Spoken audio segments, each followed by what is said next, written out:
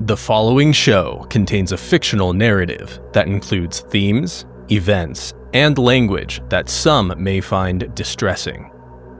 Discretion is advised.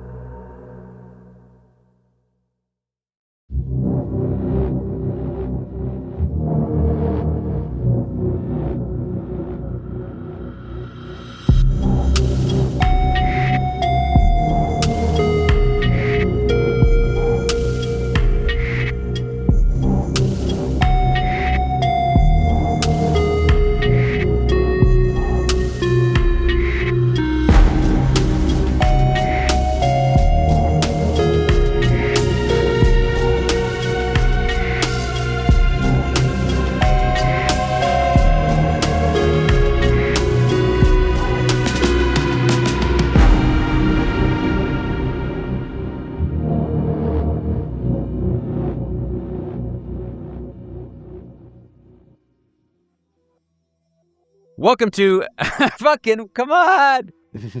This is all intro, dude. This is great stuff. Yeah, I know. You're right. It's fine. Yeah, it's true. You're right. This line, you know the show. This line is secure. Yeah.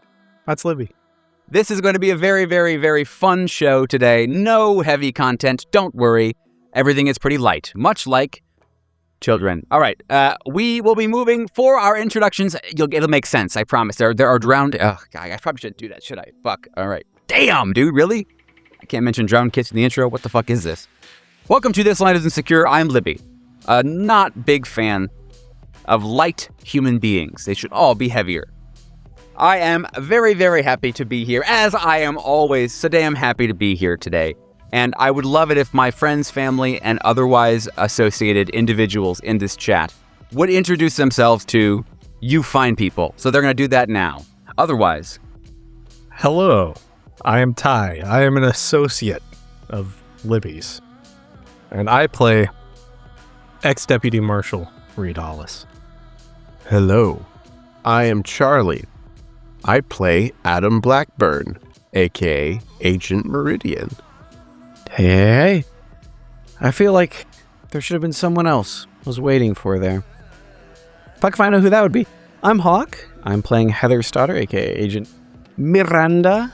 And I am once more coming to you live from the Broadalbin Hotel, where everything is fucked, and I got no fucking idea what I'm supposed to be doing. But yeah, neither do I. So we'll see what happens, I guess. My only preparation for tonight was reading The Cat in the Hat. So, recap? Absolutely. Nice. Amongst the wreckage of the electronic equipment in the room in the Broadalbin Hotel, the remnants of M-Cell, down an important member, were briefly attacked by a dripping black viscous fluid coated, I think, hunched over humanoid figure, which was rapidly dispatched by local man of violence, Agent Meridian. And in the chaos after, everyone sort of took scope of what was happening and tried to deal with the situation, got in arguments about who knew what the fuck was going on, who was stable. Good man, Agent Millstone, Reed Hollis, went back into the shower and then came out and found the perfect leather jacket and then just felt so fucking good about himself. Felt like everything was right, aligned, perfect. The others recognized that they could have that same sense of transcendent correctness, and they declined. Rather than use a shower, Miranda went to the ice machine to get ice. She ran into someone who wouldn't tell her what the fuck they wanted, and she just walked away rather than dealing with them. And later, a bellhop approached the room and gave some pretty weird requests to deal with some rats and a room that eats people. And with no other leads, no other idea how to even deal with this space, no idea what this space really is, M-Cell agreed. Now, I know I'm missing one or two things, but that's how I remember it. People in their houses yelling, "It's a plastic robe." It's a plastic robe, not a jacket. Yeah. That's so true. The It was a perfect jacket robe. is a plastic robe. And I'm nude. And he's just underneath it naked. That is correct. Puniner. Hell yeah. Yeah. That's crazy. Whoa.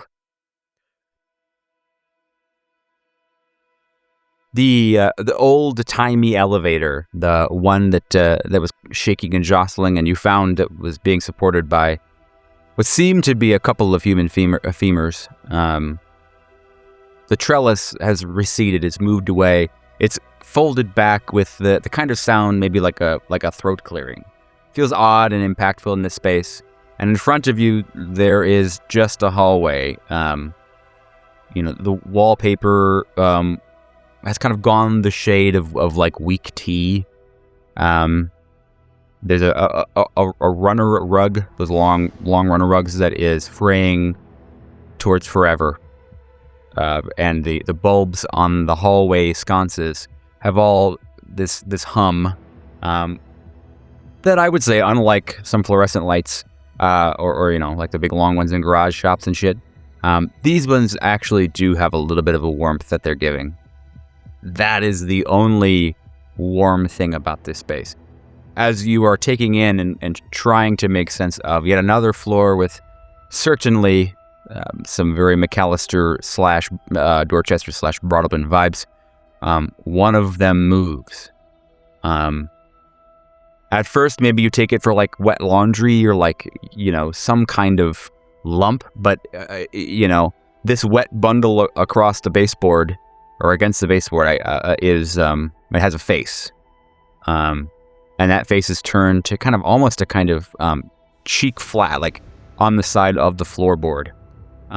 Very small, and there's this water that's been inside of it for so long, very long. The skin has kind of gone the soft gray of a thing that it probably was meant to be wrung out and dried. You see a curl of dark hair that's kind of pasted to the forehead, like a deliberate way that a mother maybe would do that to a thumb and like a little spit, like a very, very a thing that endears some amount of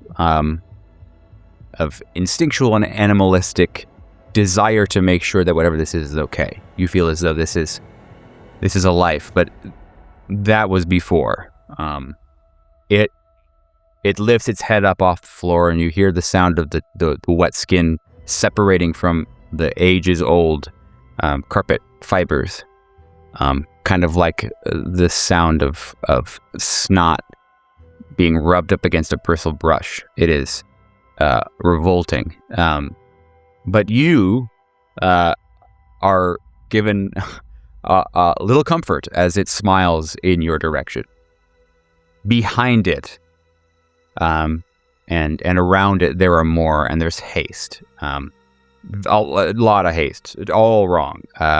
Elbows and knees are clattering on the floor where the runner is not covering. Like someone poured out a bucket of wet hair. These large, like swollen hands are slapping and gripping the floor. And wherever they're moving, there's this long, dark gloss that's kind of shimmering on the floor that runs into the seams of the floor, much in the way that your friend Merchant's blood ran across the tiles, with a sense of purpose and drive that water or whatever this gray or black liquid is should not have innately. They're pretty fast. Much too fast for what you believe may be toddlers or children. They are faster than you'd think that their bodies would really allow them to be, and they are clearly in between you and whatever lies down the hall. The elevator is not accepting any more guests. It has seen its day. A wrong move is the fall to your death, almost assuredly. The only way out is through, or so it seems, this group of children in the hall. They're fast, and the first one's coming towards you. They have these little fingers, and you're watching as their little, like, bent and broken nails dig into the really old laminate flooring. You see blood pooling at the edges, blood that's kind of been unoxygenated, the deep red stuff, the really, like, It almost looks purple in contrast with their kind of bruised and gray and blue skin. And you know that should they gather hold of a foot or an ankle or, a fistful of coat, what is inside their mouths, though certainly waterlogged, you don't want to feel against your skin. In fact, the probably the thing that is most concerning and causing you a lot of fright is that the only sound that is happening, the only sounds you're hearing in this empty hallway are the hum of the aforementioned sconces, which are trying to welcome you into the soundscape of slapping skin and heavy, altered breathing as if underwater. So, they're going to go and attack you now. They are interested in biting the hell out of you. Let's go ahead and enter combat. And for our audience who is listening and or watching, we in fact did talk about and rolled for combat before we started, so we're not going to do that on camera. However, I will tell you the order. We have Millstone, a few rats. Rats. Their task is to go up here and to kill the rats. Heavy air quotes that Elmer Lisette has said. So I'll refer to them as rats in this combat so that it's easier. A few of the rats will go. Millstone opens up the round. A few of the rats will go. We've got Meridian and a rat, and then we've got Miranda, followed by the last rat. So we've got a pretty full plate here. The top of the round is Millstone. So yeah, Millstone, you fantastic recap. I'll just say again, are naked, clothed in a plasticky silver robe. I don't know if you have a gat or where you would be keeping your tool, as it were, but thank you. I'm here all week. Ha ha ha. But I don't think you have any weapons other than your sanity and your will to live. Yeah, so that's not a weapon I'll be using in this combat. Okay, nice. We can all dream. What did you want to? Oh my God! Sorry, I had to. I got a barf. I'll be right back. That's okay. Yeah. Yeah. Do promise. Yeah. So, what did you want to do? What does Millstone want to do on his turn? Well, fuck, man. Just some drowned kids. So is one of them coming toward? You said they're coming at us fast. They are indeed. Is there one specifically coming toward me or toward anyone else? Specifically targeting? What? Yes. What is your freaking alertness, my friend? My freaking alertness is freaking lit, dude. It's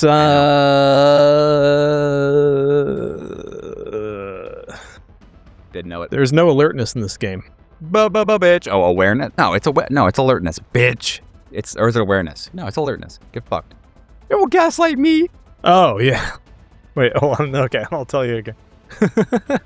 I was looking for a dude. It's been so, man, this game is so roleplay heavy that it's like I rarely ever look at my character sheet, and I'd forgotten that that's a skill and not a stat. 70%. Oh, nice. Okay. Yeah. So in that case, I will give you the landscape. So the hallway in front of you, there's about I don't know, maybe 10 yards or so, 7 or 10 yards or so of hallway ahead of you, then you get a nice cut to the left. So from what you can see right now, there are two larger ones. One is crawling on the floor from kind of around the corner, and it's the farthest away from you. The other of the large ones is actually, it seems to be dripping, it's on the ceiling above you. It's been dripping water, and it is the one that is by far the closest and probably one of the most imposing. The other two, there are 4 total. The other two have crawled out of vents, look to be smaller, and they are on the floor level. I would say, maybe a couple of 3 yards or so away from you, and then one that's 5 or 6 yards away. So by far, the one over top of you on the ceiling is the one that's the most apt to hurt you. How high up is the ceiling from my position? Let me ask this: How tall is Millstone? 6'1", 6'2". Okay. Yeah. It is, I don't know, normal ceiling. 9 feet, 10 feet.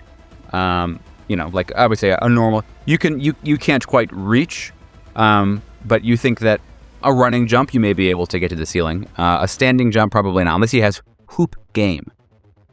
I don't know. Maybe he has hoop game. He's got 50% dexterity. We could make that a dexterity roll. Would you like to roll for hoop game? What Reed would like to try to do. So he's taking in the horror of the scene around him, and then he just feels like water torture. Little drips of water on top of his head.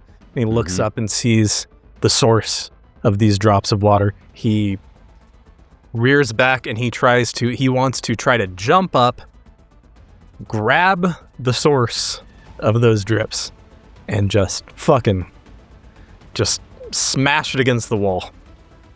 A bit of a layup if you were in the hoop game. Yeah, exactly. Yes. Okay. Nice. Basketball. Hell yeah. We're playing Basketball. basketball. Basketball. Yes. Cool. I think that sounds great. Why don't you roll? I don't know. I'd be down if you want to roll either Dex or like athletics. It'd be fine. Maybe something else. Those are the two that are immediately important to me.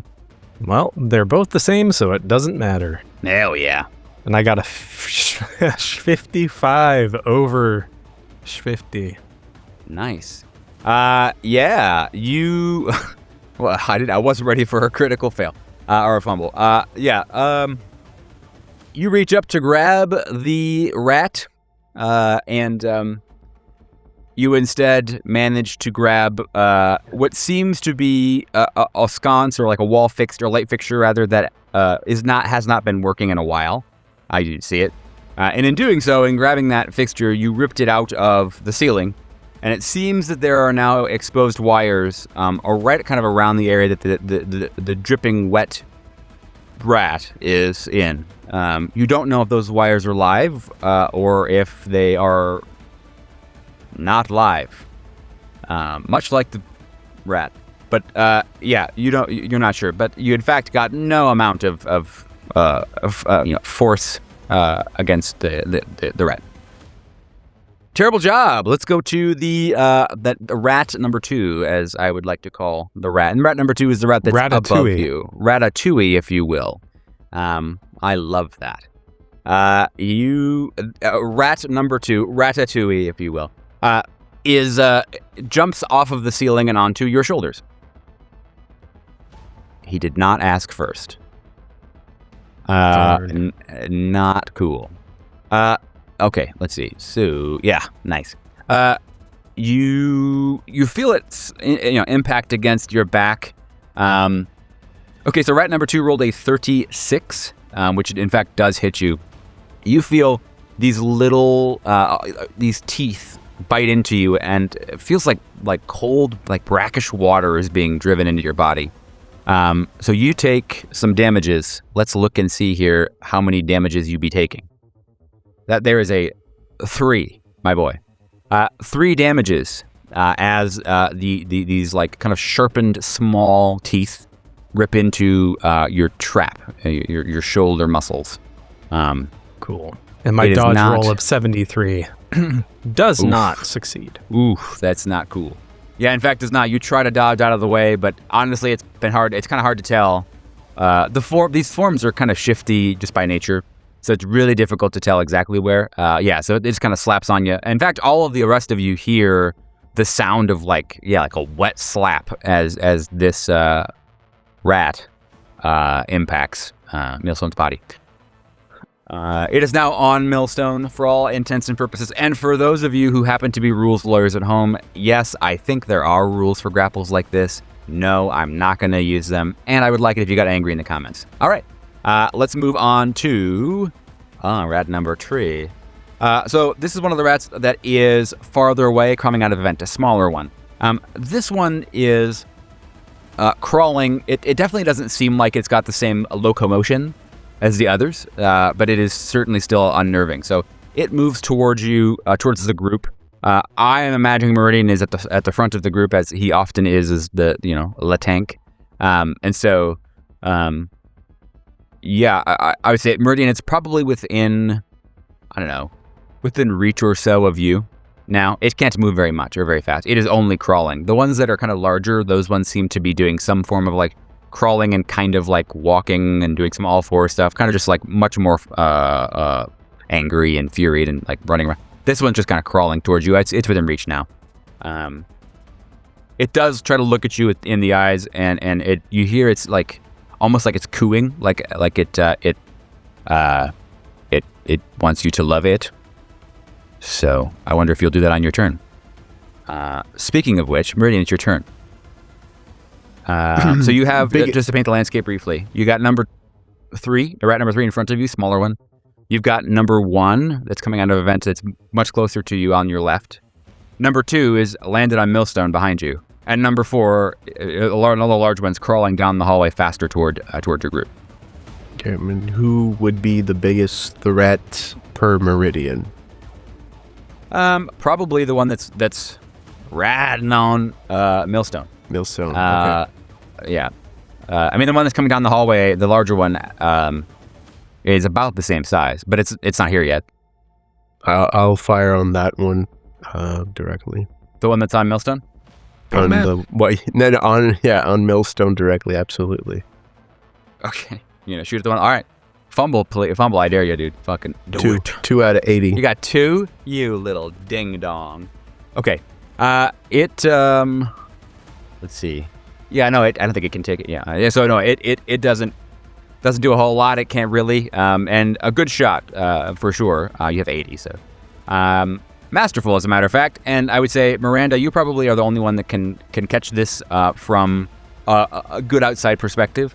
So yeah, you get to watch a very impressive moment as Meridian flips around, hearing the sound of it's not a ruckus behind, and takes a pretty fucking wild shot because Reed is trying to like grab the fucking the rat and moving it around and like trying to get to stop fucking biting the shoulder. So it's pretty impressive that Meridian was able to take that shot. It impacts, and you hear the sound of like wet flesh chunk fly off of the baby. I will pull from my goat bag and I will throw my Remington towards Millstone. Oh, like a shotgun? Yeah, my Remington. Oh, Remington 870. Fuck yeah. Sorry. Okay, nice. Okay, that's cool as hell. I don't know if you can do that per the rules, but fucking that's awesome. So we're doing it. So yeah, so you take the shot and that's damage the kiddo. In fact, please roll damage. For that shot. And then, yeah, you are able, I'll throw you a bone, you're able to throw a shotgun toward Millstone. Millstone, I don't know I don't know if you'd be able to catch it. Do you have a good argument as to why you'd be able to catch it? No, I can't. Grappling? I can't catch it. So he just blew a baby off of my head. Whoa. I'm shooting babies next to your 10 head, buddy. out of 10. Dude, our audience is so enfranchised. They have to be. I don't know. He blew a baby off my head. And and so I am very disoriented. I'm probably reeling from the sound of a gunshot, the sudden lack of weight on top of my head, and probably spattered with blood, dark blood. And then he immediately throws a shotgun at me. It just hits me in the arm. I'm like, ow, fuck! And it lands on the floor next to me. And I'm just like, I shake my head. I see the chunks of flesh that are just scattered to my left. And I look away from that down at the rifle on the floor and pick it up clumsily. The shotgun, yeah. Just for the fucking fun of it, roll me luck, please, Meridian. I just want to see something real fast. Gods of 70. luck. You bitch, you fucked. No, it's okay. If it was going to be like a big old fumble, then maybe, but no, the shotgun does not go off on its own. Very nice. However, it does. So as it impacts Reed has Millstone's shoulder. Kneecaps. You just Millstone's like, oh, nice, no more fucking. Bah! So the shotgun hits him. You pick it up. You do see Millstone that the shotgun has kind of like entered a state of jam, like a shell has kind of it was unloaded, but it was dislodged, and so now it's this kind of weird state of like kind of stuck. It's not going to be a whole lot of issue unless I decide that it's going to be a whole lot of issue. So cool. Moving on to rat number 4. Rat number 4 is the big one, crawling down the hallway. So it makes its way down the hall. It is almost to you. The rat number 3, the one that's like smaller out of the vent, that one's closest within reach. Number 4 is getting there, just outside reach for you. It looks as though it has keyed in on you and would like to make your leg a meal, perhaps. which I guess makes sense because goddamn, that thing is muscly as hell, huh? Whew. Not a bit of fat on it. Miranda, you are up. You are, I assume, behind totally. the other two. So, being behind them, and the biggest one is approached, you said? yeah, the biggest one, number 4, is almost within reach of Meridian, who's at the front of the group. The other one, number Great. 2. Oh, sorry. Let's pause. How much damage was that for that shot you took? Sorry, at number 2, Charlie. 9. Jesus Christ. Really? Fuck it. God damn. Yeah, that definitely killed that fucking rat. Jesus. Okay. Yeah, I just assumed. Yeah. Wow. Damn. Yeah. So Millstone has miscellaneous bits of drowned child Baby on bits. him. TM. Amazing. Affectionately known as baby bits. Combat is not my bag. Can I throw a table lamp at the thing in the front? That's 100%. about as effective as it's going to get for me. 100%. Great. Is that athletics or unarmed or what? There so happens to be, to your luck, a sconce on the floor that was removed by Millstone. Great. I don't And know. what style of light switches are here? Just so I know how old the building was. Yeah, for sure. Sorry. They're all It's the string third pull one. lights, so get fucking Hell wrecked. yeah, Yeah. No, I have no idea. The light fixture is pretty hefty. It's got some metal on it. Nice. I don't really. I guess I would probably say, athletics, dex. That's a 33, so let's see how I do. That is a 21 under 33. Wow. Very good. That's awesome. Bonking this thing with the fucking lamp. Hell yeah. Roll. I don't know. D6? Fuck no, Snake. Roll a D4. D4? Yeah. Yeah. Ain't no way, player. What you got? Joke's on you, that's a 4. Oh, hell. Okay, yeah. So, man, I feel kind of bad for Millstone. Holy shit. So, yeah, from Millstone's perspective, a drowned child jumped on him. Then that drowned child got shot. He got baby bits all over him. TM. And then as he's smacked with a shotgun, picks it up, he then sees, I think in enough time to duck as you pick up the sconce, throw it at the other big one coming down the hallway. And the nice kind of like floral, it was kind of like a vine kind of fixture, like some floral whatever. It's very Art Deco, you know. Pretty hefty, and it just like slams into the baby's head. You see almost like shrapnel from a like it chops into the wet malleable skin. And so you kind of get this like rolling knife thing that happens. A bunch of like chunks of skin fly up and out. You see what has to be gray matter, and like what you assume were organs. They just kind of like windmill out of this child as this like floral sconce just slams into it full force. All of you roll sand. You see the baby get thrown apart into pieces, into baby bits. Ooh. I want my baby bits. You won't name the episode Baby Bits. I will, dude. Okay, very good. I guess only our audience will know. All right, let's hit me with them sweet sand rolls, bitches. Starting with, I don't know, one of you. Fucking, let's start with that. Let's start from the top of the normal order. 10. Yeah. 10 of them. Whoa, wow. Okay, Meridian, what'd you get, bitch? Well, I'm immune to violence, so Oh, yeah, that too. Also means very nice. that. Oh, nice. Hell yeah. And Hawk, I'm not immune to violence, but I fucking am now. You rolled a That's 1, bitch? I rolled a Wow. one. Yeah, that's awesome. So all of you were like, yep, no worries. Yeah, and you see, keep that's on doing cool. it. Why is drowned baby violence going to bother us at this point? After Yeah. everything we've been through, this is Yeah. not getting me. I'm gonna let that sink for a second. All right. No pun intended. Pun intended. My man almost got fucking unbearded. That's crazy. Holy shit. All right. Just let that sink in. Yeah. Uh-huh. All right. So number 4 is dead. Number 2 is dead again. Sorry, dead again. Relatable. Back to and now number 1. So number 1 is a lot smaller one that is kind of toward the back of the group. So since that is the case, it is going to try to attach itself to you. It rolled a specific kind of attack. If you want to roll either unarmed combat, I'm cool with, or dodge. I think unarmed combat is gonna be a lot harder. It's not really like a typical it's not like it's fucking hiya. But if you want to try that, that'd probably be fine. You could try that. It'd be harder, but that or dodge. No, I saw 94 and I was like, there's got to be something I can do about this. That's not how it works. Whoa. Okay, so you got 94 on Yes, a 94. All right. Well, finally, the one person who is acting as I think that people would around drowned children. So it in fact it rolled a 15. It clings to you and is attached. It is not painful, but it's not comfortable. It has not bit you or like clawed you necessarily. It has done some version of just a fucking vice grip on your calf.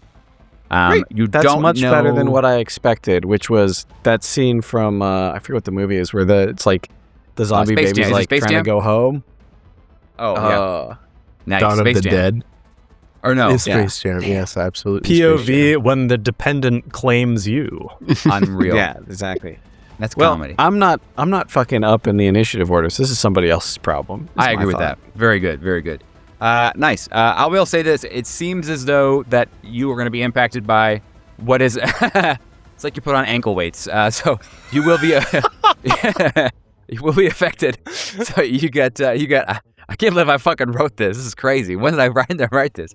Minus 10% to your physical rolls. And likely a little bit of impact to your movement. So On account of the baby. On account of the baby on your ankle. It's like you can't not move so good. I'm sort of in a Son Goku situation. These are my training weights. Yes. Exactly like that. I'm glad you got the vibes correct. Top of the round, Millstone, you are up. So there is a rat that is a clung, and the only one that's alive. Well, okay. You know, we get it. Moving around, doing stuff. Yep. Gyrating is you can cut that if you want. The only baby that has any locomotion in the ocean. Oh my god, dude! This episode is gonna end everything. I'm sorry. I know. I'll fucking roll it back. I'm sorry. Last episode was the coffin. This is the nail. Honestly, if we weren't laughing this much during drowned baby combat, I don't know. I think I'd be kind of worried. All good. It's grim. It's this awful. This is our brand. My blood. This is 100% what we're here to do. Yeah. Right? Yeah, I think so. The only drowned child that is of any like real worry to you is number 3, which is within reach of Meridian, and it seems like it's gonna focus on him. It doesn't really seem like it is looking anywhere else. Well, I think Meridian can probably handle that one. So I'm gonna worry about Miranda, who is now struggling with an ankle weight. Get this thing off me! So I'm gonna. How far is she? Close enough to. You're huggable. Cool. Yeah. Thank Don't, you. please. Yeah, I'm gonna go over there, and I'm gonna point blank shoot the baby in the head. Well, you need to. That seems good. Now that seems that's what they want to see. The audience wants to see that. You can say rat. You know, we've been given an out here. You want to say baby. Yep. He does. We got him, folks. All right, He's ladies and gentlemen. Caught in 1080p. in more than one way. That's right. So you, in fact, should roll firearms. Great. I have that skill. Are you using the shotgun to do this? A lot of it. I sure am. Oh boy, nice. And this is how we lost Miranda. No, I don't know. That Miranda is a 9 under 80. Ooh, 2d8, that's baby. Crazy. Wow. That is roll them d8s, dude. Fully expected a fumble and just have my leg blown off. Yeah, that's correct. That would have been the fumble. I like it. Better I than like it. having a baby blown off your head. Yeah. Everyone knows that. I'm writing it down. I'm That listening and is learning. a 9 altogether. God damn. So the shotgun blast, in fact, kills the drowned dead baby. You know, in like the Looney Tunes, like the Wile E. Coyote type shit, where like, you know, he like becomes a cloud of dust or whatever. Like he just like his form is a cloud of dust for a second, and then it just fucking fizzles away. Yeah. We're getting like a pink mist situation. Yeah. Yeah. It's much like, I'll say, I think that like fingers and toes have bounced off of the nearby wall and are kind of like raining down on you. Bits of flesh are kind of like, there is at least mist. Yeah. It's Baby you know Bits. what? It's Baby Bits is what that is. Great name for an episode. Why don't you all roll sand? Well, actually, not all of you. Why don't the two of you? I will not. Both Millstone and Bradian are like, yeah, this is all right. Miranda, go ahead and roll sand. 36 under 49. Unreal. I'm undefeated. You guys are just like, this is nice. Fine. This is very fine. good. I love this. Nothing about this I is love wrong. wading through. Yeah. Dude, I'm naked and I'm having a great time. I've changed my mind. My next action is to kill Millstone. Very nice. A surprise. A real surprise. All right. So good. So Millstone, has dealt with baby number 1. There's no longer a baby clinging. So rat number 3 is going to try to cling on to the most maternal one in the room, Meridian. Go ahead and roll either dodge or unarmed combat, my boy. Yeah, unarmed combat. Yeah. 58 under 80. Very nice. It rolled. It failed. Anywho, but it tries to cling on. What was that? Unarmed combat or dodge? Unarmed combat. 58. Okay. So you pretty easily see it moving towards you. It's not really like flash of light type shit, so you can see it moving. And you deliver a pretty nice little kick to it. You hear the baby's body like it kind of like bangs against the wall, kind of wet sloshing sounds. But again, you're like, that's good. And the baby is back on the floor, crying loudly now. And still it seems intent upon hugging your leg and staying there for the rest of its life. So while there is none that are like clearly presently threatening you right now. Okay, so there's this one. Okay, so I'll just finish him off. Finish off a baby. That sounds great, dude. I think so. Yep. I think we just go with that. Go. To shoot the baby? Yeah. Nice. Okay. Go ahead and roll damage on your shot. Let's see how many baby bits you get to make. The whole fucking lot. 12. Nice. Oh, heavens. Very good. People in a different dimension are rolling sanity. Thanks. More baby bits. You managed to. Yeah, baby I'm going bits. Here. I don't know. Do you have to have another fucking content warning for where I'm going next? Holy shit. I'm entering a not okay. So I'm going to say these words out loud. You managed to get the muzzle of your pistol in the mouth of the baby. And what follows is exactly as disgusting as we all believe that it should be. And for that, I'll just have Miranda roll sand. Sounds good. Get fucked, idiot. 32. You can't get Jesus Christ. You can't get me. Miranda's just like, I love this. I love this. What has Miranda to be... just doesn't care. This is not real to her. Like, this is all bullshit, you know? What has She's to be... fully, wow. like, jaded. Like, nothing that happens in this hotel is real. It's all one nightmare after another. Yeah, so I don't know what is probably one of the worst things that a human being can witness is like, you know, just casually all good for the whole group of you, which is nice. Certified Libby nice. I was ready to like say some words here that were pretty heavy and like very like, oh, this is a very you've changed after you really, I guess, have not. So. You have dealt with the most recent threat that the Broadal Bin has issued, and are just as ready to kill anyone and anything in your way. Yeah, maybe maybe the most fucked up thing about this is I just don't give a shit anymore. Yeah. She's like poking one of the bits with the toe of her shoe, and she like shudders and goes, what even is the point of this if it's a performance?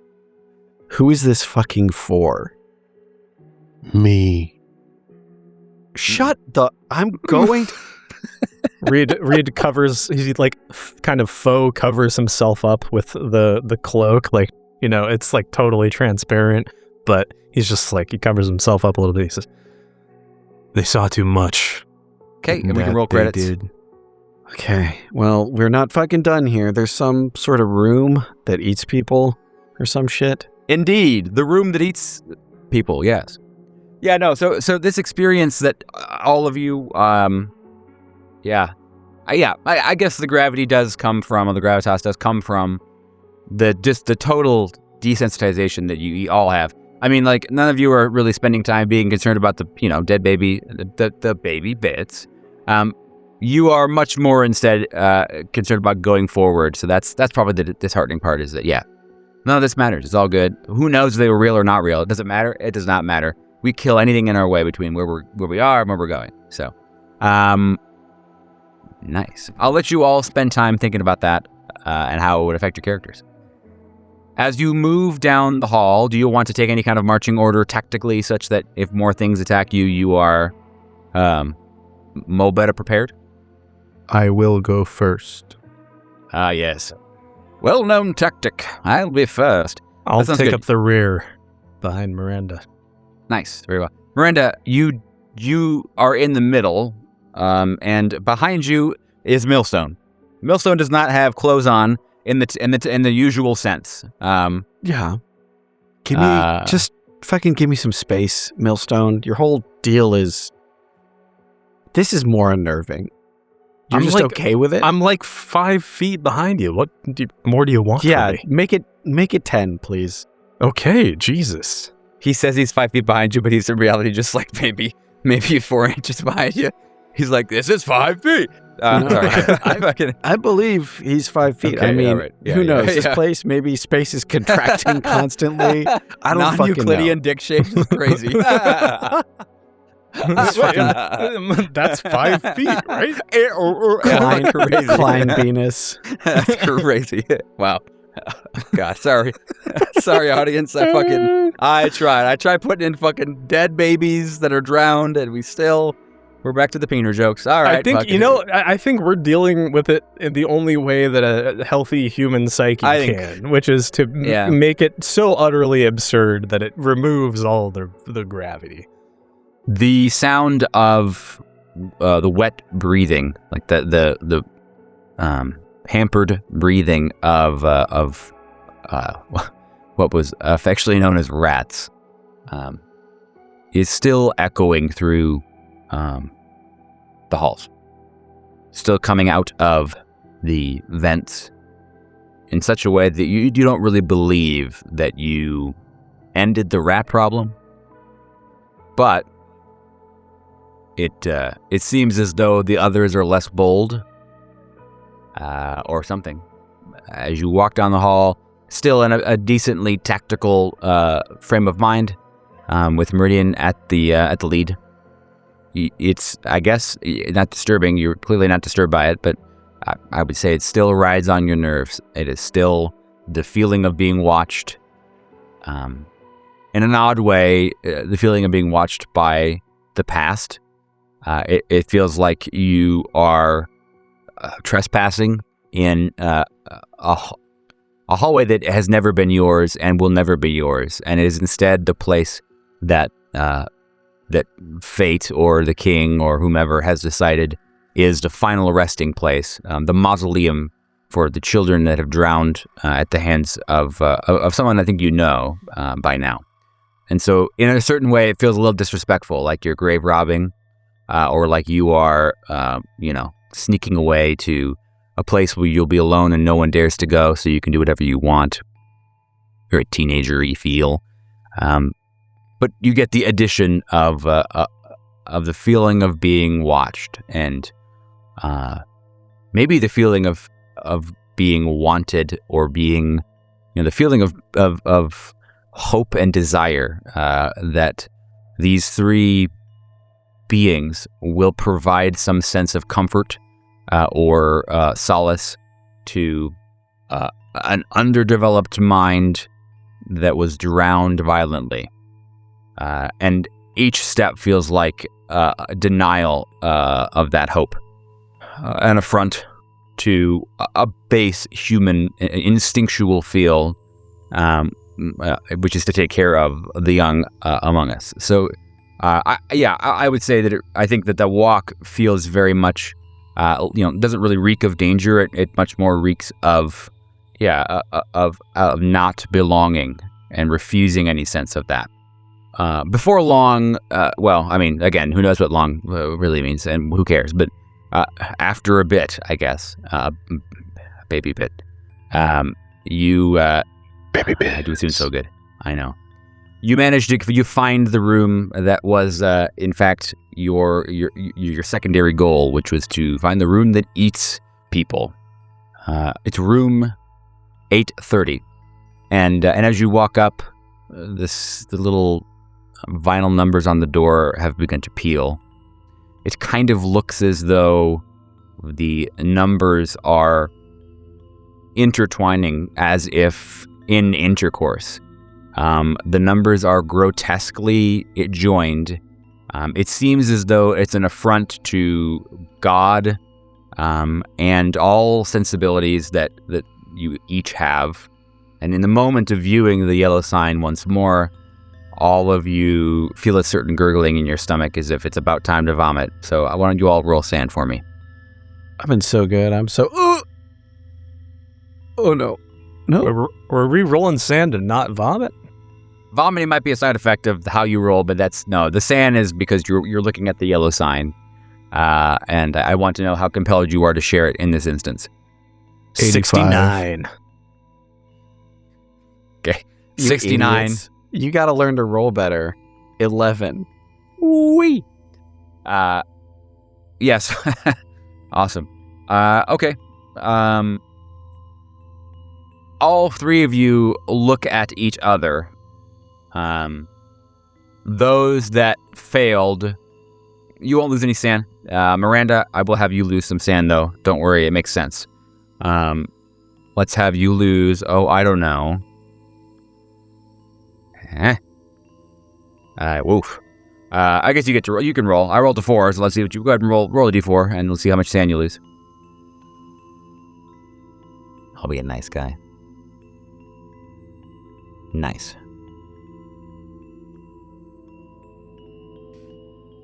The D4 of infinite ponderousness. If that were an orb and you were a wizard, boy oh boy, you'd be pondering that hole.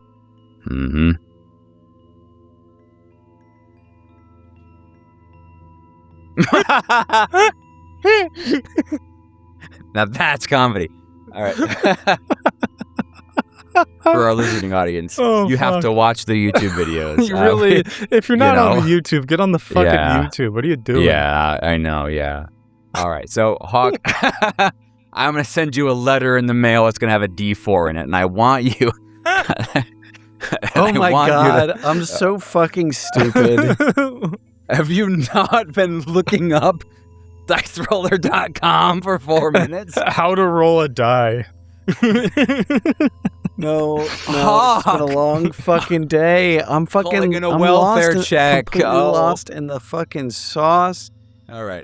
This D4 that rolled a 4 for damage earlier has rolled a 4 again. That's how good I am. All right, Hawk. Thank you for stopping playing Angry Birds. You may lose. I'm so done. You may done lose with Angry Birds. You may lose 4 sand now if you would like, or you may project. I don't care.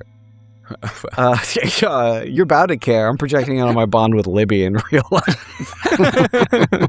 That's crazy. Yeah, I'll lose the sanity. The two, Meridian and Millstone, you both lost no sand. Miranda, you lost 4 sand, and you chose to lose or project. Just eat it. You ate this. Okay, yeah, very well. Not that it matters, right? You're already here, so I'm fucked. I'm dead. This shit sucks anyway. How much worse can it get? There's really no need to share the yellow sign. Oftentimes, you would feel compelled, but each of you know what you're looking at. Each of you know how this goes, and even though there is, by some of you, the urge to share, it doesn't need to happen. you all know which visage you have gazed upon this fine day. And so the door now stands in front of you. You could swear that a low rumble is happening, like an airplane taking off, or like mortar fire in the distance, like the sound of marching feet, or like a city, being brought to the ground via earthquake or some other tremors. It sounds like a disaster is within, and you all know that it is kind of your key to what lies beyond. It is clearing out whatever is in here. So, Meridian, would you like to open the door? Yes. Great. Do you push or pull it? I'm just kidding. It's clearly a push door. Don't do this to me. Yeah, I was gonna get you, but I'm benevolent this fine day. You try to open the door, and you in fact do. You push the door open, and as whatever's inside gets out, you each have a distinctly different experience. I'll take a moment now, since I am the goddamned handler, to share with you all one of my favorite books. In fact, it might be my favorite book. It's a short story by Stephen King. I know, fucking yawn. It is a short story by Stephen King from longish ago, called The Langoliers. I think it's one of the better short stories he's written. If you haven't listened to it and you have any amount of time to do so, you're legally required at this point in time. Get wrecked. You've signed a contract by listening. It, in essence, is about people being lost to time and trying to figure out what's going on, why there's any urgency, and how the hell they get back to the present. It is a very, very interesting thing. But the main antagonist is what's called the Langoliers, and it's the idea that these like kind of blobs or very, very old beings are kind of are constantly eating the present to create the past, and that gives them energy to create the future. In addition, and they're advancing and hungering for the present is what creates the future. The future has to be, otherwise they won't never eat, and that's like the most kind of basic life force. So I bring it up to say that what happens in the room is something that feels very much like transportation back in time, transportation to a time. Not necessarily just chronological time in the sense, but also a time before you were, you had been exposed to the king's presence in such a meaningful way as you have been now. And that experience, though not in its nature dangerous or filled with, like pit traps and, men with guns, there is urgency. The moments that you spend in your last connections to the earth, to whatever the reality might mean, your connections to time that felt like something. That connection is fleeting, and it is your last opportunity before that time is eaten, and that time becomes no more, and the rest of the play will happen. The rest of the show will go. And while there is a world, you'll probably do this all over again. It could not feel more fleeting. It could not feel more impactful or resonant. It is your last connection. It is the final thing, the final time in which you will exist in a way that is meaningful and heartwarming and the energy you may need to get to the end of the world of the end. And so this room eats people, and it has eaten each of you, and each of you were brought back to the happiest time, to the time with your bond or your family, your friends, your groups, your wherever you were, whatever you were doing, and you have these true connections. And I'd like to start with Miranda. Tell me where Miranda's having this moment, where Miranda's having her last connection. Yeah, she's remembering, like, putting together the weird, like, headlights and, like, car grill wall light decoration thing with her dad when she was a kid. She's in that room again. She can, like, smell the New York summer out the window. She has no concern for any of this, no idea that there's anything beyond just like school and this tiny apartment with her dad and these little projects and all the wonderful things that the world has to learn in it. And then it's all just sort of scraped away by the reality that at the end of the day, it doesn't matter what you know. There's no bottom to it, to knowledge, to meaning. It's just a distraction from the truth, the real truth. And her dad was eternally distracted from the truth. Mm-hmm. And it made him survive. And that was it. Mm-hmm. Yeah. Yeah, I guess I would think so. Yeah, describe more where you were in your dad in this moment. You said you were building like a Yeah, so it's in her bedroom, right? We talked about how her bedroom in the apartment has this weird set of lights on the wall. Her dad thought she was interested in cars, and he built like the grill of a car into like a headboard and set of lights on the wall. Like this weird, ungainly thing because he thought he understood his daughter. And she didn't really like the thing, but she liked the project. So they're in this New York apartment, old building, parts and grease and wire scattered all over the place, audio muted, and it's a hot summer, and they're just working together on it. Yeah. You, much like, I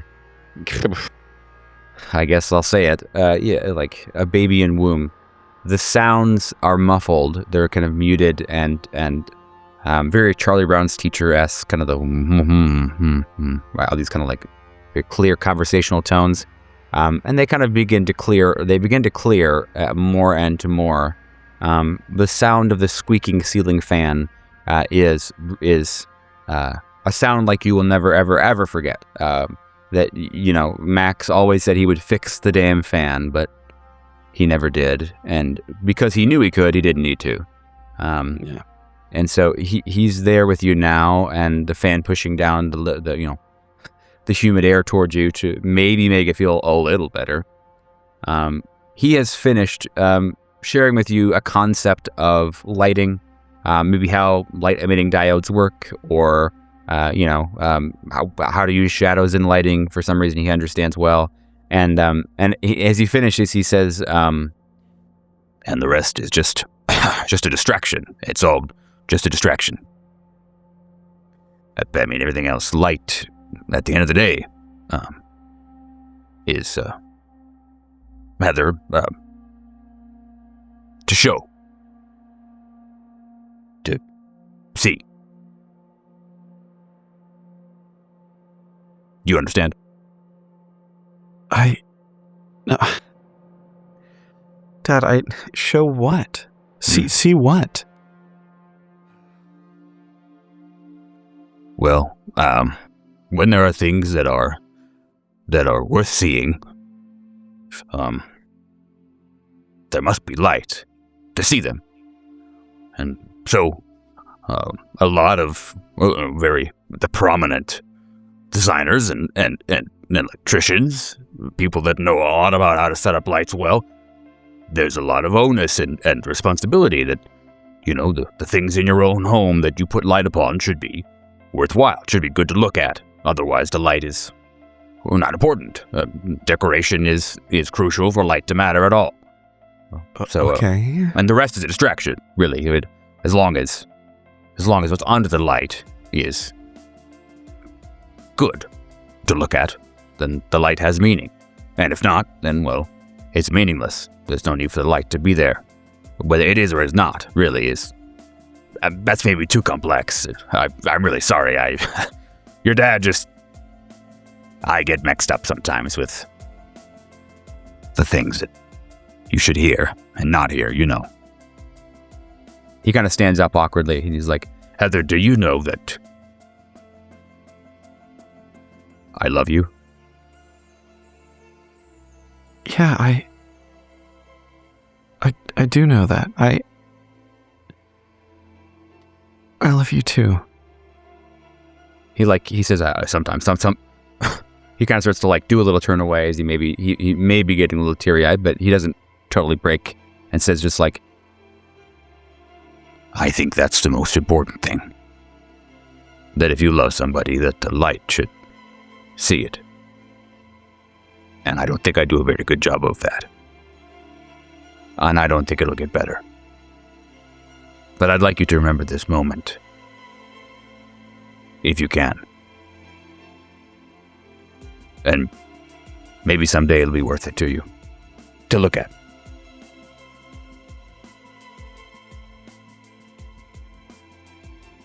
He stands up. He grabs the door with his left hand and is like just kind of waiting there. It seems like he's waiting for you to say something. And I think you know what you say.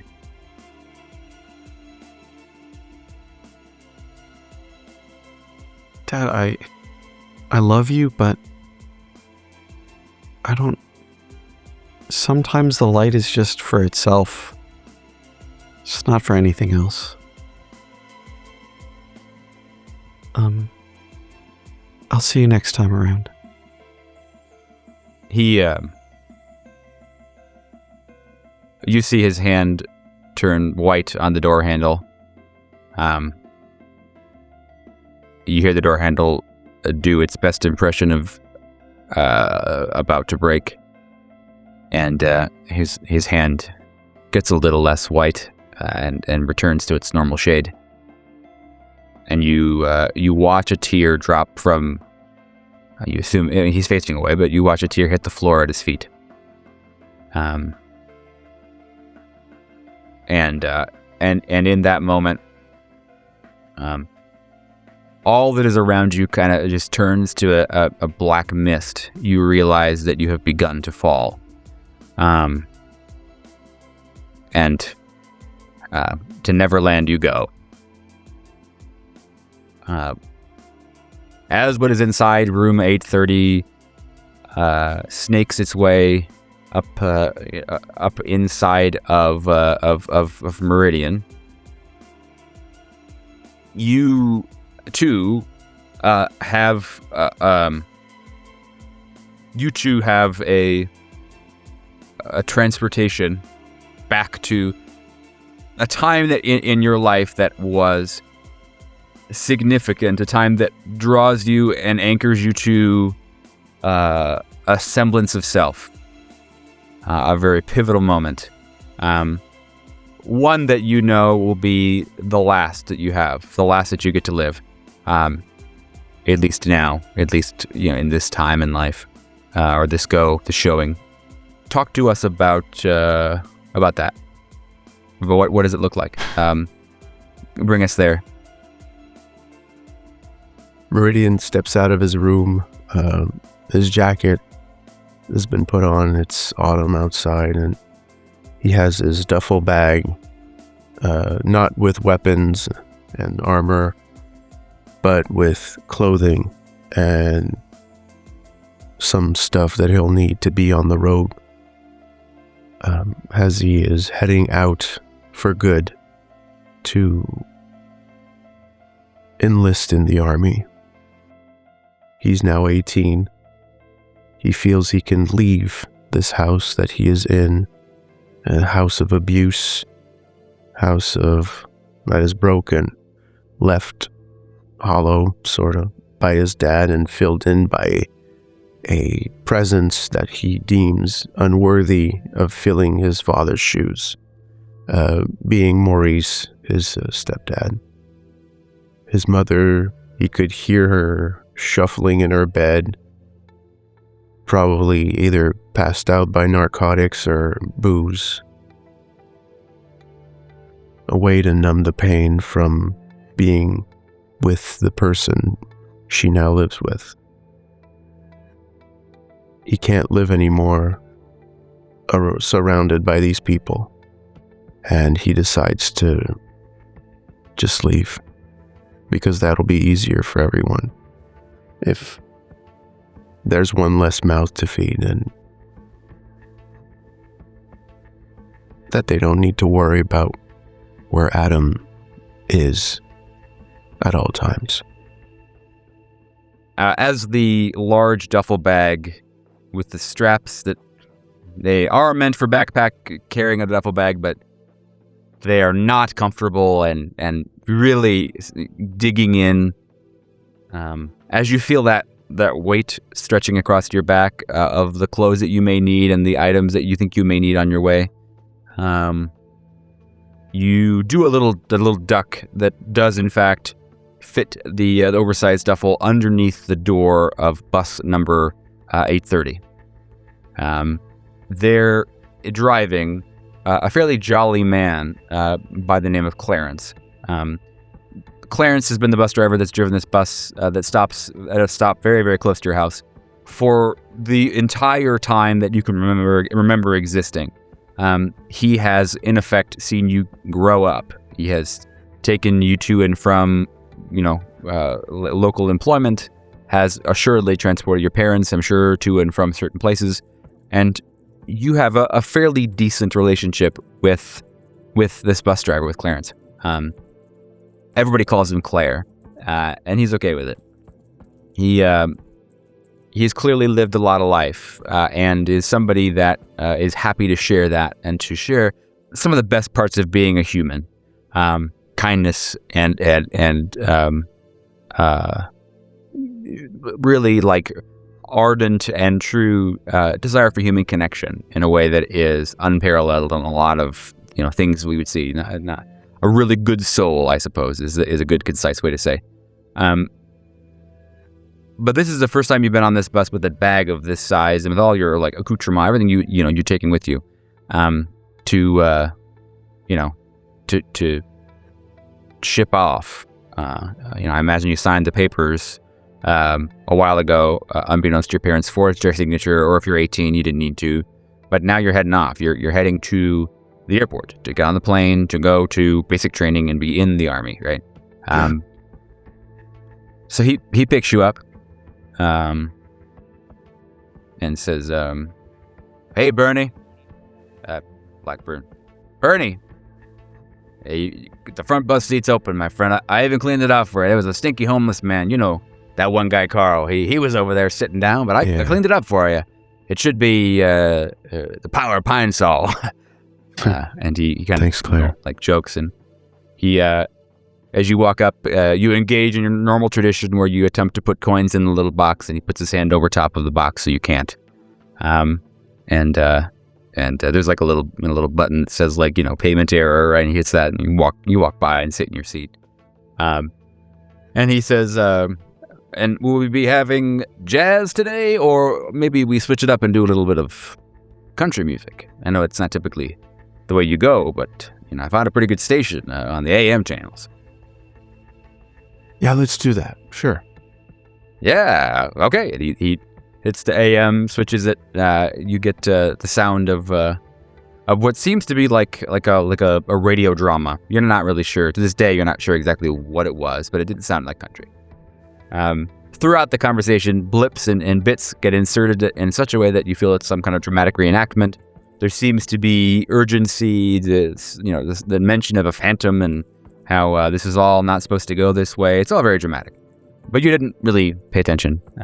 You caught bits and pieces, because what happens next is I think the only bit for connection that is panned out in a meaningful way for Adam. So Claire says to you, "So Bernie, you are heading to the airport today. That's not very common. You're going to visit some family?" No, I'm gonna go get a new one.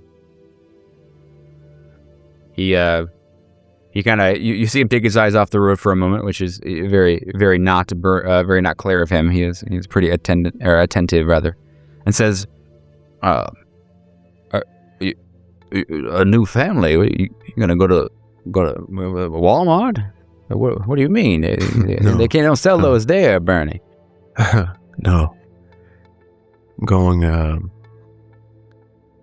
enroll. You're enlisting in the Army? That whole bag you got there? You're gonna... That's all I need. My. And your mother and father, what did they think of this? No. You know, Dad's dead, so he doesn't think any much of this. Well, And Mom, well, you know Mom. Yeah. Can't even put two words together. Yeah, some days. So what? Are you going to find something or escape something? I think a bit of both. Think it's time for me to shed this skin. Find something new for me. He says, well, frankly, I'm worried about you, Bernie. Stopping at the next bus stop even though no one's there to pick up. Turns to look at you. And through that cracked kind of funky looking glass it's seen many, many a day and an age, says, through the glass, he says, Bernie, I think you're about to go down a long dock, and at the end of that dock is a water filled with pond scum. I don't think you want that. But if you're intent on diving, then I only want to tell you that you got to come back up for air sometimes. Promise me you'll come back up for air sometimes. And he will ponder his response for way longer than it should be, thinking he probably doesn't want to even come back, period. Maybe he just wants it to end by somebody else than himself.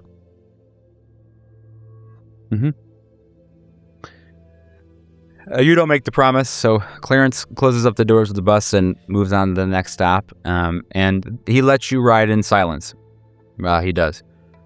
Doesn't force you into any more conversation, and you make your ride to the airport, about a 20-minute drive or so, fairly easily. Maybe 30 minutes there. I don't know, 20, 30 minutes. When you get there and the bus stops, he puts on the brakes, he stands up, and he opens up the door of the little capsule that, he usually stays inside. And he walks over to you in your seat, crouches down to get on your eye level, and just says, Bernard, you gotta keep coming up for air. I can't. No one can meet you and give you oxygen all the time. You gotta come up for air, young man. Then he, without asking, gives you a really big hug. Just kind of wraps you there.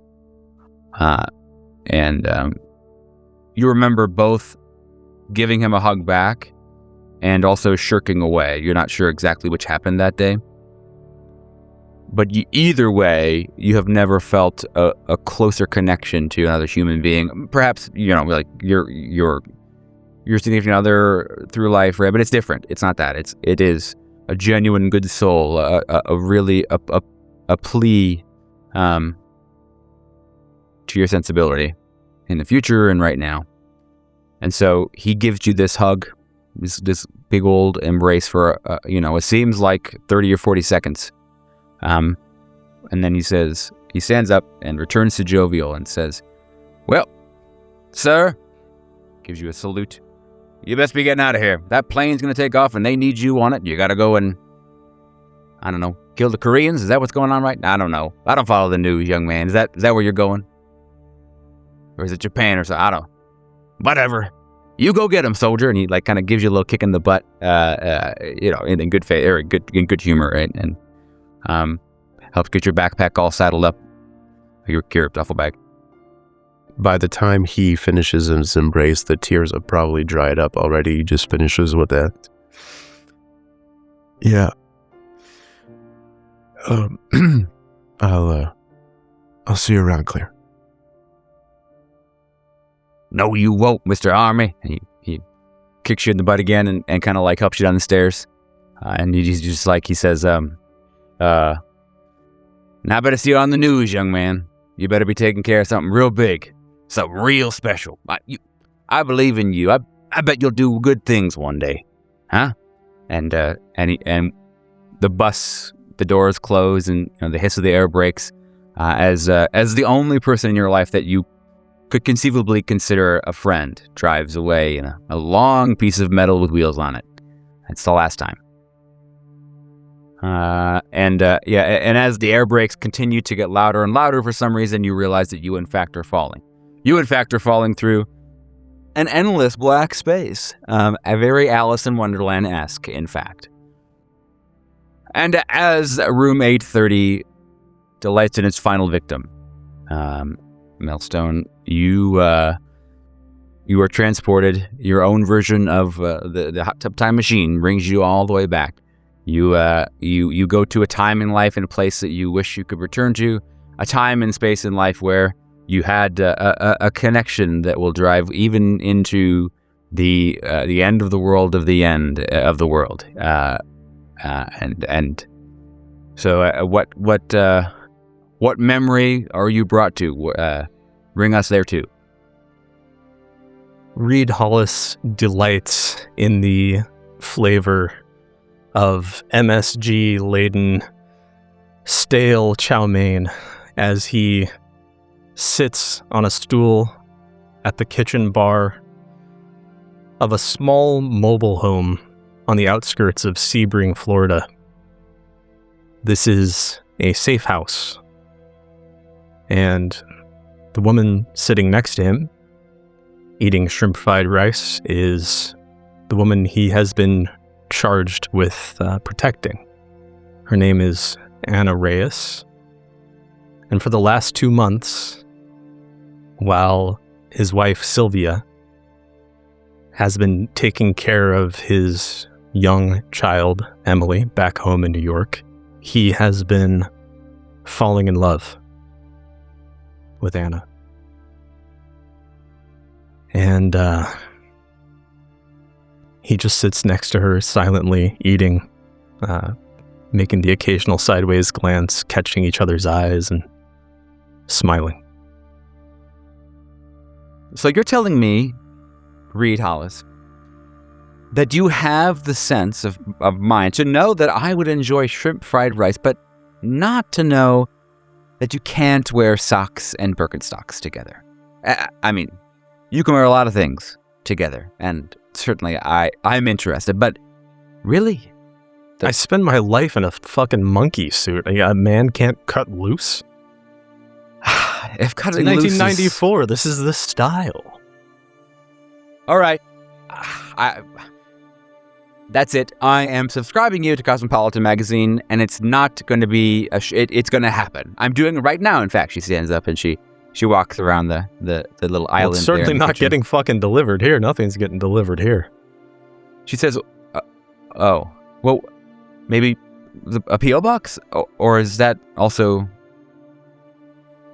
off limits?"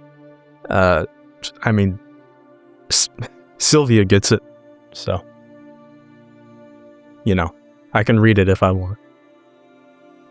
Yeah, of course.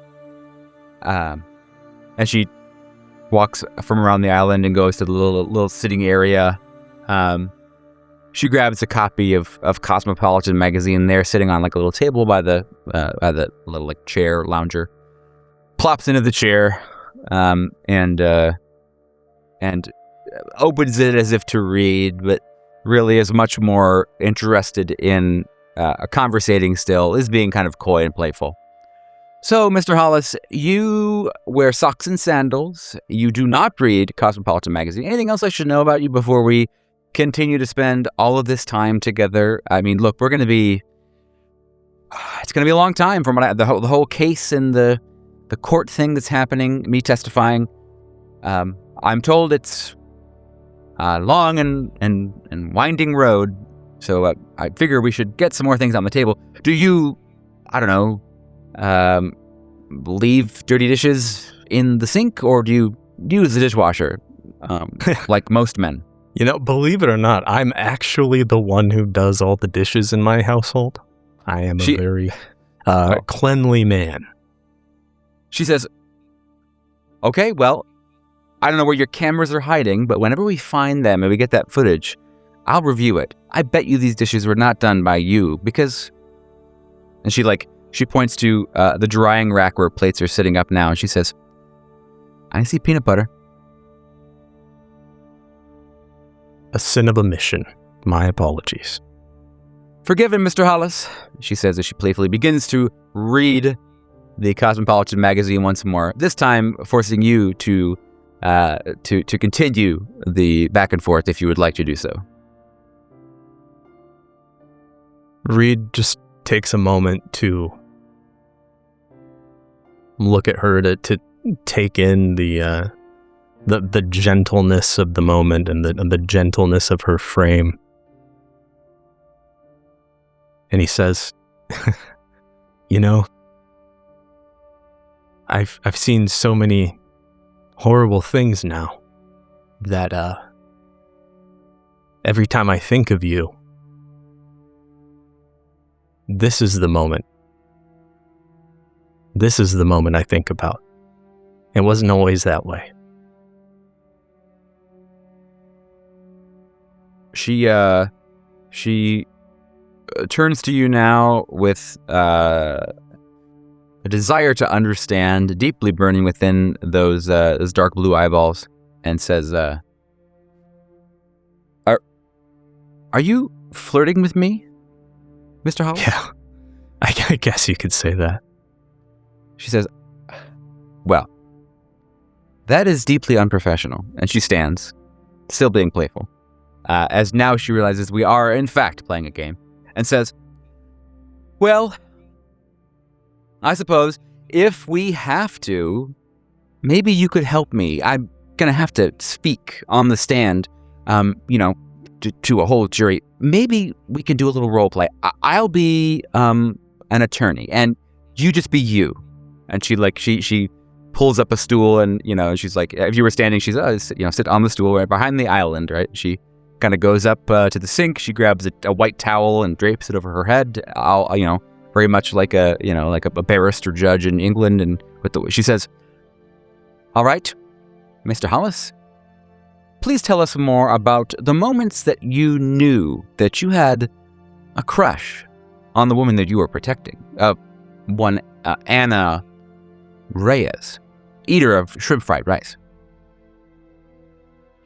I'd say it was the moment that I had a deep feeling within my gut that I just couldn't ignore anymore, that my career was basically over. She is more interested, but still playing the game. And if you had to say, would a relationship with this Reyes woman, would it be something that you would do? I mean, it seems kind of unprofessional, no? I mean, isn't that kind of already what we're doing, Your Honor? Well, thank you for using the proper terminology, Mr. Hollis. I am, in fact, honorable. And it seems as though you must be as well. I mean, boy, and she hops off the counter, boy, the way that you've been looking at me these, past few days, the court knows your intentions, Mr. Hollis, and the court may so be interested in getting some more of that. So, I guess, defendant, that's the right word, right? Defendant? Sure. Okay. Defendant Hollis, what do you love about the judge, Miss Reyes, Judge Reyes? Because the judge wants to hear it.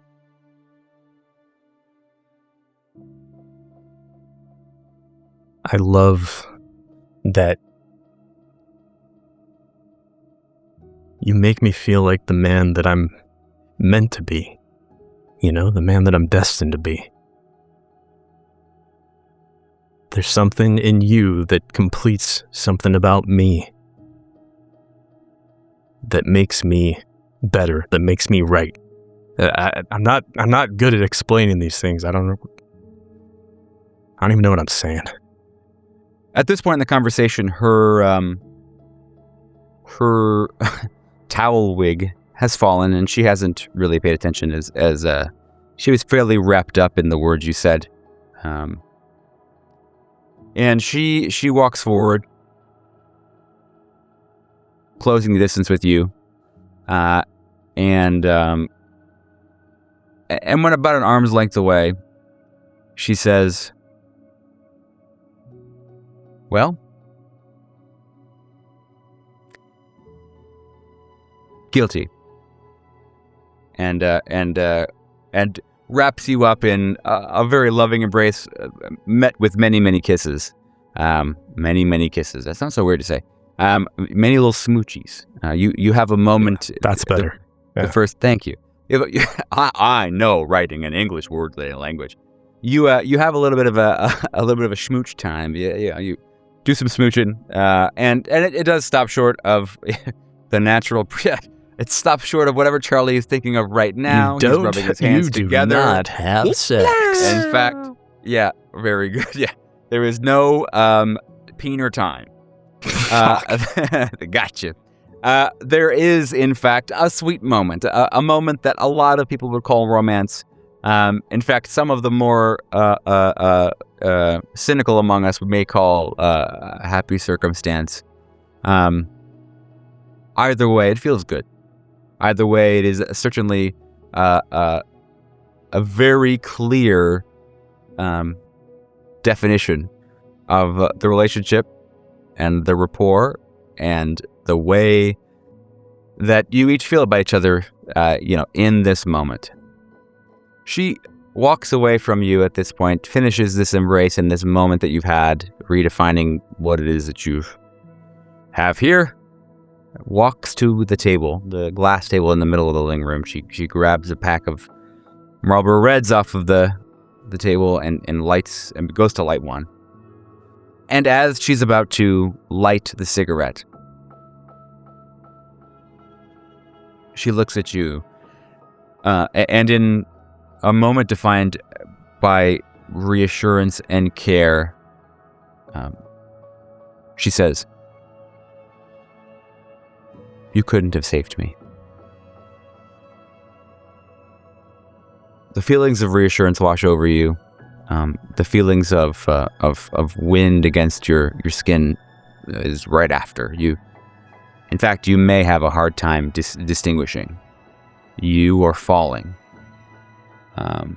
I suppose that means if you're crying, the tears are going upwards, which I guess feels about right in this wonky fucking world that you are now embroiled in.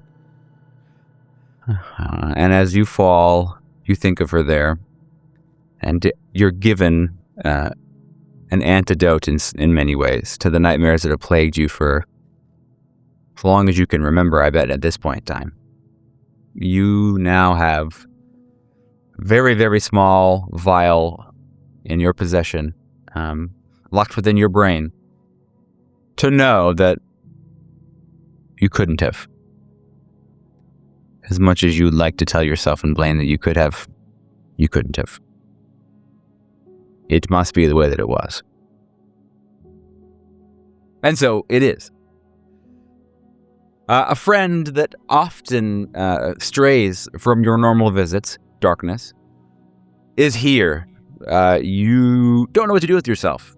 You are often given, little bits and pieces of sleep and of rest.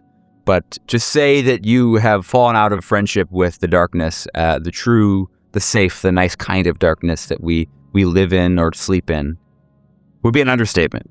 You for many years now, each of you has really have fallen out of favor. So in this moment, as you are tumbling through what seems to be endless space, and a forever fall, I think you feel out of place, like a faker, like a pretender, because each of you know that this can't be the real darkness. This can't be the safe kind, the kind that people exist in and choose to be in. Normal people, every night, the ensemble, they all get to choose to be in darkness and to choose to be in sleep and enraptured by the feeling of nothing. But you don't get that choice. You don't get to understand how that feels anymore, or to identify with it. And so now as the darkness rushes past you and you fall, you feel like pretenders, like you shouldn't be allowed this solace. But don't worry, you won't be for long.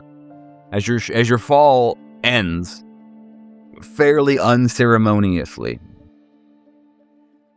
you are met with the feeling of sharp pain, with the feeling that if you weren't in a wonderland of evils and nightmares, you probably would have many broken bones within your body. Instead, you're offered the consolation prize of pain and nothing broken, as your body slam into what seems to be that really old kind of stone, the kind that was likely, hewn by hand, the kind that has been marred by water and the repeated force of steps or winds through a big, vast, open, dark space. And though there is no light issuing from any real sources, there seems to be the most inhumane form of moonlight that you have ever experienced. You know it is moonlight because it is, not because you see a moon or because you know what day it is and where the lunar cycle is. None of that. You feel as though it is perverse moonlight, the kind that you're new to, you've never experienced. And this moonlight it's purpose-driven. That purpose is to illuminate the many, many, many thousands upon thousands of bottles, each in a little alcove, all neatly tucked.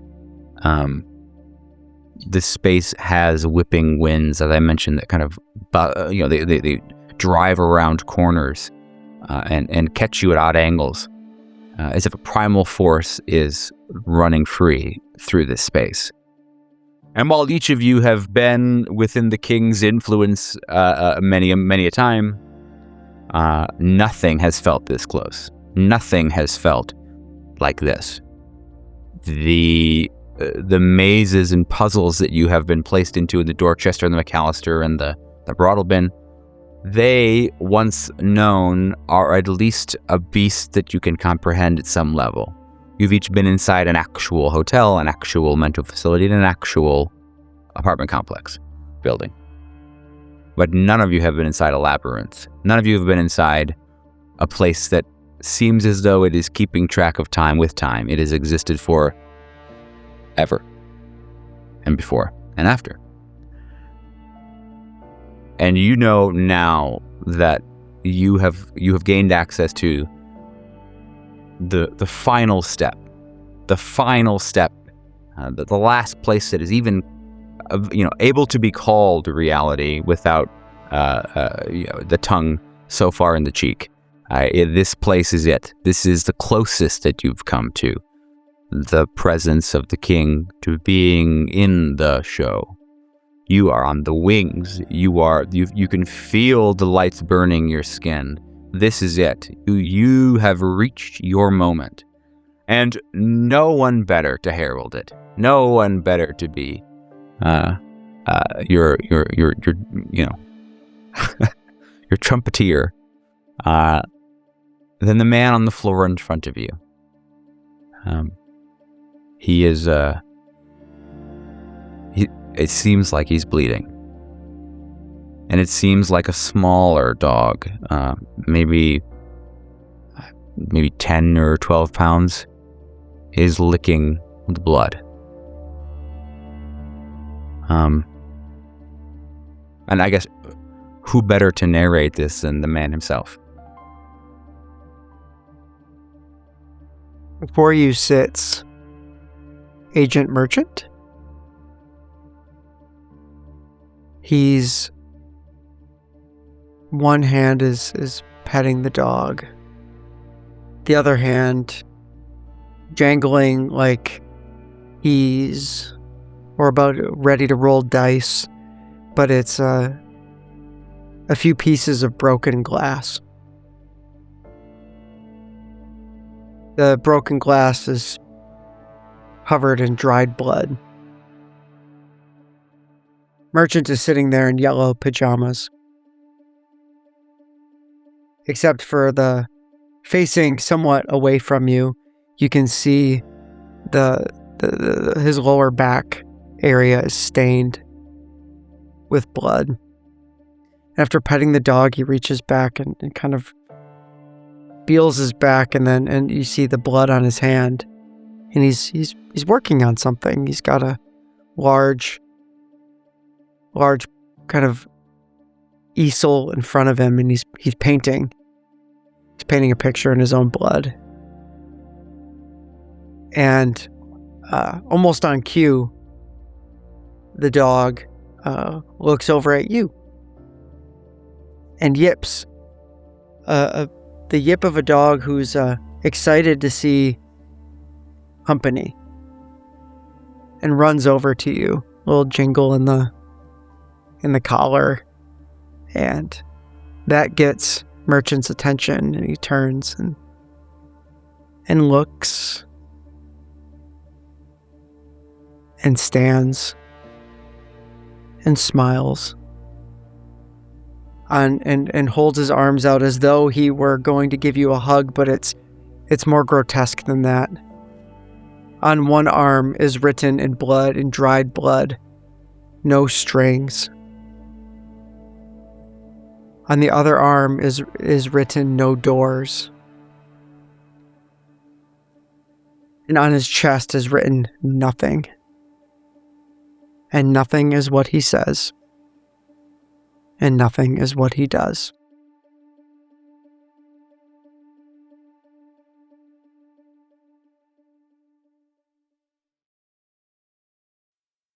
Before we sign off, I want to take a moment to talk about something very close to my heart.